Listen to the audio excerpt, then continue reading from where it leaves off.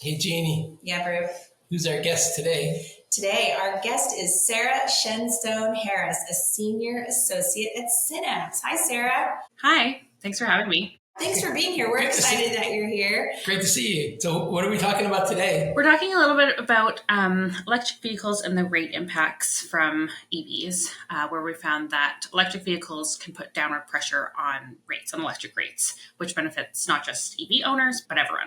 Back in 2019, there were a lot of prospective studies from consulting groups from E.J. Bradley and things like that were showing that EVs were expected to put downward pressure on rates to help make rates more affordable, but there was no analysis on real world data and actual on the ground impacts. And so NRDC hired Synapse to look first at California, and then we expanded the analysis to all 50 states, but to look at EV adoption and basically the costs that EVs were causing on the electricity grid, as well as the utility revenues from all of those EVs. So this study that you're talking about today is not about the cost to the owners of the EVs, right? They get savings.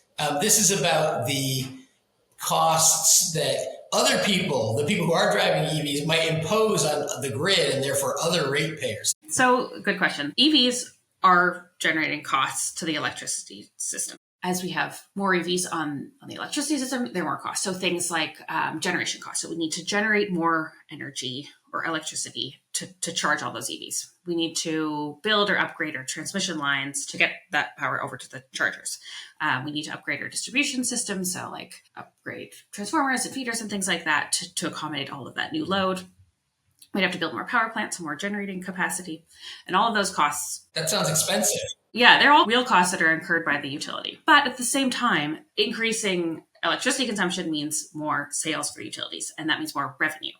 And so when revenues are greater than costs, there's downward pressure on rates. So when costs are greater than revenues, that's when you might see rates increasing. But with EVs, the revenues from all of that charging, utility revenues, is greater than the costs. And that means that there's kind of excess money at the utility. And that can basically go back through rates as reduced rates. That usually happens through a revenue decoupling mechanism or a future rate case where you might not need to increase rates as much or decrease them if there's extra revenues. And so that's basically kind of how that mechanism works. How is it that adding some load, for EV charging to the grid, how can that have a benefit to the customers who don't even have EVs and aren't doing the charging? There's all these costs from EVs, but there's also more electricity sales. And so that means all those costs from EVs are spread out across a larger number of sales. All the other costs for the utility are all spread out over a greater number of sales, which means that rates go down. They're pushed downwards. So if our neighbors are cranky and frustrated with us because we have 3 electric vehicles and we're charging them at our house, and they think, oh man, Bruce and Jeannie are driving up our electric bill, causing all these costs for Eversource. That's probably not true. Yeah, exactly. And that's kind of where the study came from. There's a lot of concern among some in the industry that, oh my God, there's so many EVs coming online. It's going to completely upend the industry. It's going to increase costs for everyone. Whoa, hold the brakes. But we found in all of those studies that no, that's not what's happening, that they're actually benefiting the electricity system and benefiting all ratepayers. So yeah, plug your chargers in. But the important part with all of this is it's good to try and think about charging during off-peak periods when electricity is generally cheaper to generate and move around. So overnight or in the early morning hours. So if you have 3 EVs, I definitely encourage you to spread out your charging over the course of the night. We released a fact sheet this year in January 2024.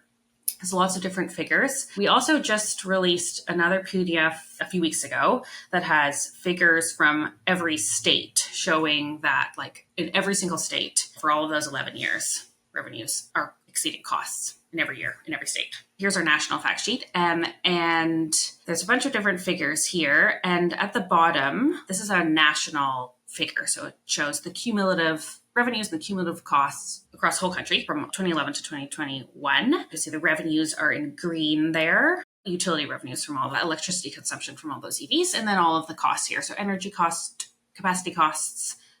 So basically the cost to build new power plants to provide all this energy, transmission costs, and distribution costs. And then this second figure down here is the same thing, but we also included EV program costs. So that's utility spending on stuff like charger rebates or like make ready programs. And even when those costs are included, you can still see that revenues are exceeding costs. Here are some other figures where we just look at the different regions across the US. So Northeast, South, the West, and then the Midwest. And you can see the West has much higher both costs and definitely revenues. And that's mostly driven by California, which is really so far has been the leader in EV adoption. So like there's many more EVs in California right now than elsewhere in the country. But even with all of those EVs in California, again, there's still downward pressure on rates, which is really important because there's a lot of affordability issues that are happening in California right now, all across the country, but especially in California. And so this is kind of a nice story that it's like a nice bright spot on the affordability issue, and that EVs are helping with rates, making them more affordable. So you're saying that the impact of electric vehicle charging on the grid is basically positive for consumers. It's a good example where we can get environmental benefits of EVs and save money on the grid at the same time. And are there any states where that's not the case? So far, all states, the EVs are putting down the pressure on rates. This figure here that I'm showing, you can see that the benefits are basically correlated with EVs. So like the more EVs you have, the greater the benefits. So it's not just the case with like states with just a few EVs have net benefits. It's really like the more EVs, the better the story. And I do want to clarify here that we're not saying that like rates are definitely going to go down because of EVs, because there's a lot of upward pressure on rates in general. Like there's a lot of reasons why rates are increasing, but EVs help kind of mitigate that or like keep those costs down. Rates might go up slower than they would otherwise go up because of the EV benefit. Exactly. And is this California standing out? Yeah, this really high peak here is California, because California has like way more EVs than the rest of the country. The thing that's jumping out from all of these graphs is that there are benefits, but it's really the number of EVs that are driving it. So like in the time trend over the last 10 or more years, that's really driven by the number. It's not the only thing that affects those numbers, but the big thing is there are more and more EVs each year, right? And then we see the benefits going Exactly. up. And that's just the benefits are double the cost. Look at that. This is great. And then when you look by region and by state, kind of similar thing. The place with more EVs, you're getting more benefits. And so, come on, other states, if you could catch up, you could get these benefits too. Yeah, exactly. There's no reason to hold back that we can see.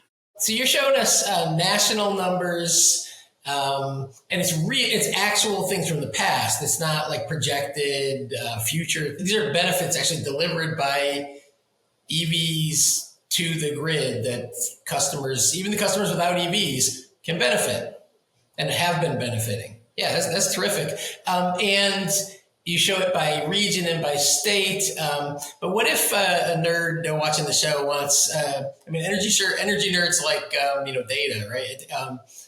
Can you point people watching the show who want to roll up their sleeves and dig into the data where they can find more? On our website, we've got a link here to this PDF, EVs are driving rates down for all customers, a state-by-state comparison, or summary, rather.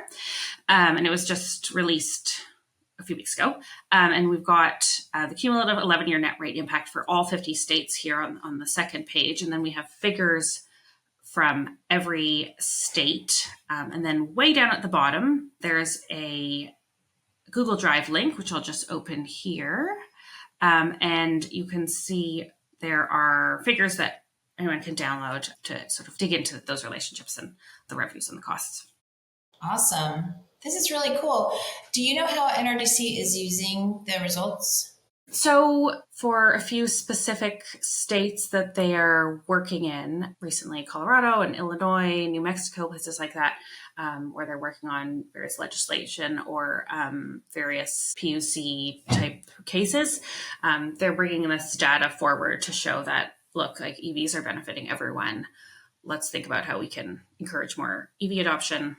There's obviously lots of like good environmental qualities, like fewer emissions and air pollution, but also it's really great for all customers in terms of electric costs and rates and things like that. So they're using this data, mostly in like particular states for various like specific issues that are arising there, or like opportunities for bills and legislation and things like that.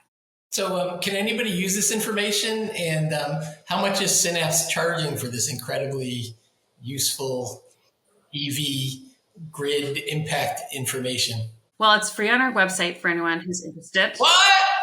What? Yes, exciting. Synapse's website under our resource hub page. But yeah, check it out. There's lots of really great stuff. Hey, Sarah, thanks for being on the show. Thanks so much for having me.